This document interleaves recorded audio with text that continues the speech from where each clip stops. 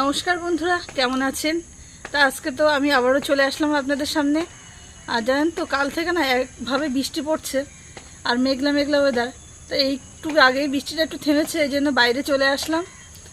আর সকাল থেকে কি করছি আর তার সঙ্গে কী রান্নাবান্না করছি সব কিছু আপনাদের সঙ্গে শেয়ার করব। তো চলুন আমার রান্নাঘরে যাওয়া যাক, আর এই বর্ষার দিনে কি কি রান্না করছি সব কিছু আপনাদের সঙ্গে শেয়ার করছি।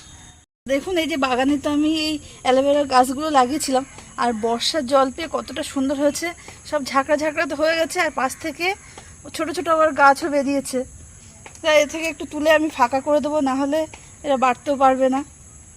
আর তার সঙ্গে ডালিম গাছও হয়েছে। তা আমি তো বাইরে থেকেই ঘরে চলে আসলাম, আর আজকে রান্নাবান্নাগুলো ঘরেই করব, ঘরের গ্যাসে।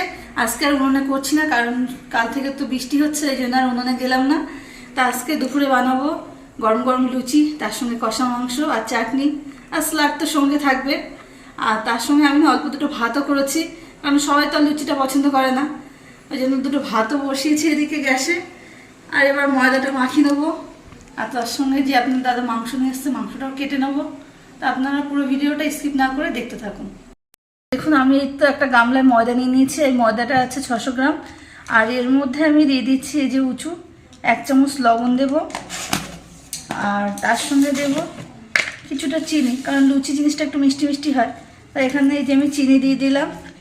আর দেব বেকিং পাউডার। এই যে বেকিং পাউডার নিয়েছি একটা বাটিতে, এই বেকিং পাউডারটাও আমি এর মধ্যে দিয়ে দেবো। আর বেকিং পাউডার দিলে কি হয়, লুচিটা কিন্তু মুচমুচে হয় আর খাস্তা হয়।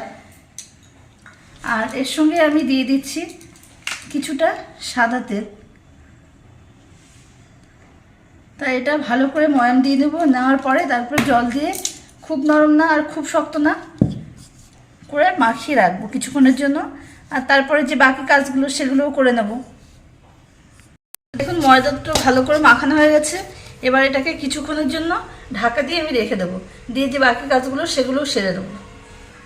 তো দেখুন, বাজার থেকে যে মাংসটা নিয়ে এসেছিলো সেই মাংসটা তো কেটে নিয়েছি, আর এর মধ্যে দিয়ে দিয়েছি হাফ লেবু। আর লেবু রসটা দেওয়ার পরে এটাও আমি কিছুক্ষণের জন্য রেখে দেবো, দিয়ে এবার পেঁয়াজ আদা রসুনটা কেটে নেব। আর আজকে বাইরে বৃষ্টি কেমন হচ্ছে দেখুন, সকাল যেই রাত্রের থেকে বৃষ্টি আরম্ভ হয়েছে আর এখনো পর্যন্ত বৃষ্টি হচ্ছে।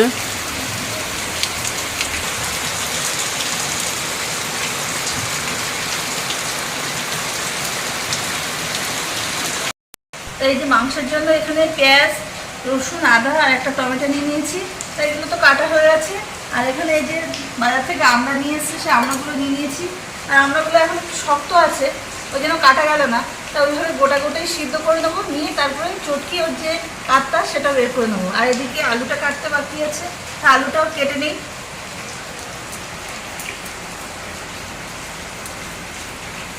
আলুটা তো কেটে নিয়ে আমি চলে আসলাম গ্যাসের ধারে। তা আলুটা আগে ভেজে নেবো। তা এখানে তো কড়াই বসিয়ে দিয়েছি আর গ্যাসটাও জ্বালিয়ে দিয়েছি।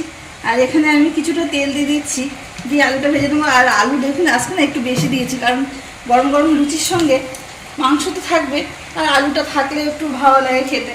তাই এদিকে তেল গরম হয়, আমি এর মধ্যে দিয়ে দেবো এই যে উঁচু 1 চামচ মতো লবণ দিয়ে নিচ্ছি। আর তার মধ্যে তো বাইরে আসতে দেখুন, কাল থেকে তো বৃষ্টি হচ্ছে, আর সকাল থেকেও বৃষ্টি হচ্ছে, ঝমঝম করে বৃষ্টি পড়ছে। এদিকে তো তেল গরম হয়ে গেছে, আর আগে থেকেই লবণ দিয়ে দিয়েছি। তা আলুগুলো একটু আস্তে আস্তে এভাবে ছেড়ে দিচ্ছি, আর আলুগুলোকেও লাল লাল করে ভেজে নেব। আর সর্ষের তেল তো, সর্ষের তেলে কিন্তু একটা আলাদা ঝাঁজ। কারণ তেলটা দেওয়ার সঙ্গে সঙ্গে কিন্তু চোখ জ্বালা হচ্ছে।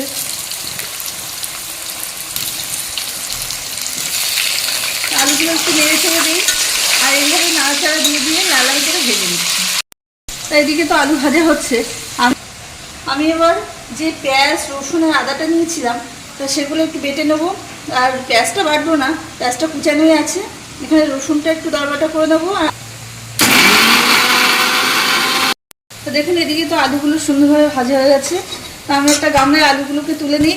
আর আলুগুলো কিন্তু পুরোটাই সিদ্ধ হয়ে গেছে।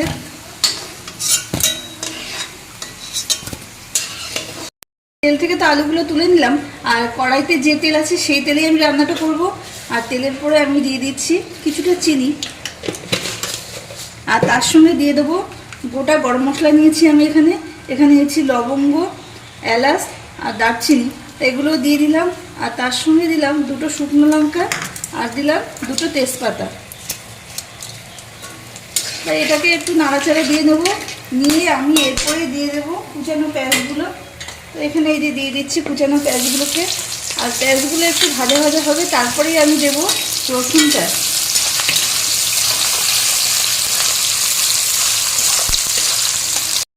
তা দেখুন এদিকে তো পেঁয়াজটা একটু হালকা ভাজা ভাজা হয়ে গেছে, আমি এখানে বাটা রসুনটাও আমি এর মধ্যে দিয়ে দিলাম। রসুনটা দিয়েও আর একটু নাড়াচাড়া দিয়ে দিচ্ছি, রসুনটা একটু ভাজা ভাজা হবে। আর এর মধ্যে আমি দিয়ে দেবো লবণ, এখানে দিয়ে দিচ্ছি উঁচু 2 চামচ লবণ দিলাম। আর আলু ভাজার সময় তো 1 চামচ লবণ দিয়েছিলাম, তার জন্য এখানে 2 চামচ দিলাম, আর পরে যদি লাগে সেই মাপে দেখে তারপর আবার দেবো।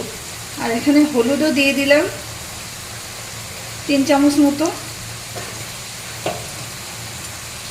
তার সঙ্গে দিয়ে দিচ্ছি লঙ্কা গুঁড়ো।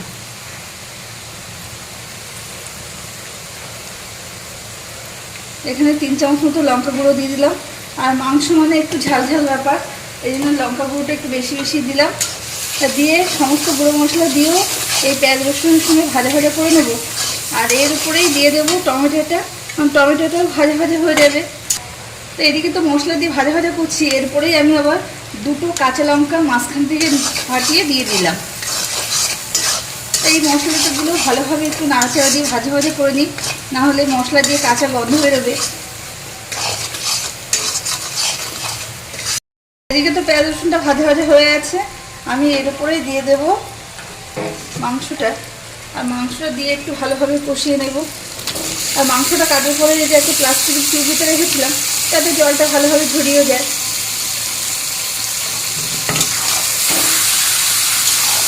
তো এইভাবে নাড়াচাড়া দিয়ে দিয়ে মাংসটা ভালো করে কষিয়ে নেব। আর তারপরে বাকি যে মশলাগুলো আছে সেগুলোও দেবো।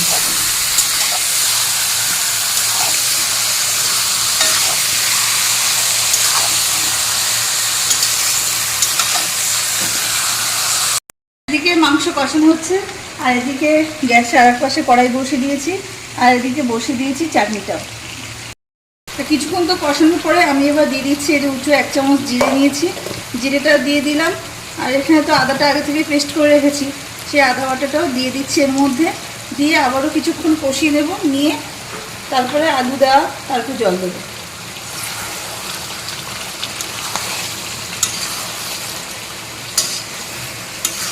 এদিকে মাংসটা তো কষানো হয়ে গেছে, এবার আমি আলুগুলোকে দিয়ে দেব, দিয়ে এই মাংসের সঙ্গে আরও 2-1 মিনিট একটু কষিয়ে নেব, যাতে আলুর মধ্যেও যে মাংসের ফ্লেভারটা সেটাও যেন ঢুকে যায়।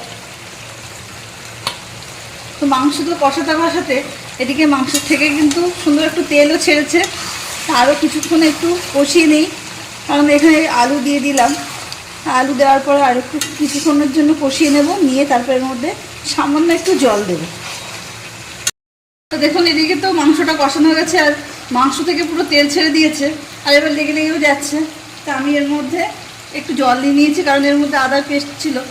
তো এর মধ্যে আমি কিছুটা জল নিয়ে আমি এর মধ্যে দিয়ে দিচ্ছি, আর একটু সামান্য জল দেবো, কারণ তরকারিটা একটু ফুটবে, আর ফুটলে একদম শুকিয়ে যাবে।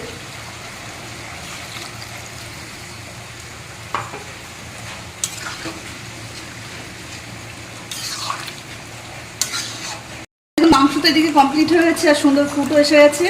আমি এর মধ্যে দিয়ে দিচ্ছি এই যে বাটা গরম মশলাটা। বাটা গরম মশলা দেওয়ার পরে একটু 2-1 মিনিট ফুটিয়ে নেব, দিয়ে তরকারিটা নামিয়ে নেব।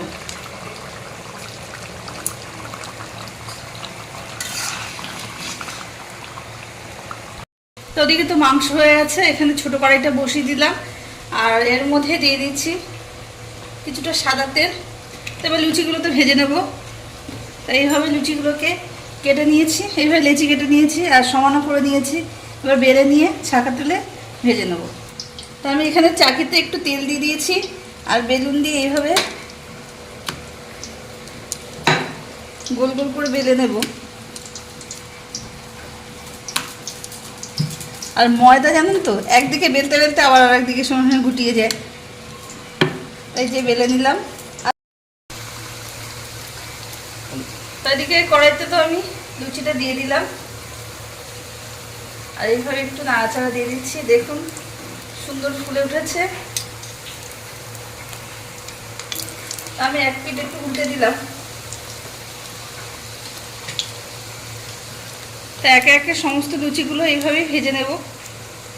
তো দেখুন লুচিগুলো কত সুন্দর ফুলছে। আর একে একে সব লুচিগুলো আমি ভেজে ভেজে এই যে একটা বড় গামলা নিয়েছি, গামলায় তুলে নিচ্ছি। দেখুন একে একে তো লুচিগুলো ভাজা হয়ে গেছে, তার সঙ্গে মাংস হয়ে গেছে, আর একটু চাটনিও করে নিয়েছি, আর স্যালাড তো সঙ্গে আছে। তা সকাল থেকে কি করলাম আর দুপুরে খাওয়ার জন্য কি বানালাম সব কিছুই তো আপনাদের সঙ্গে শেয়ার করলাম। আপনারা ভিডিওটা দেখে অবশ্যই কমেন্ট করে জানাবেন যে আমাদের ভিডিওটা কেমন লাগলো। আর যারা এখনও পর্যন্ত আমাদের চ্যানেলটাকে সাবস্ক্রাইব করেননি অবশ্যই সাবস্ক্রাইব করবেন। আর ভালো থাকবেন, সুস্থ থাকবেন, দেখা হবে নতুন পর্বে।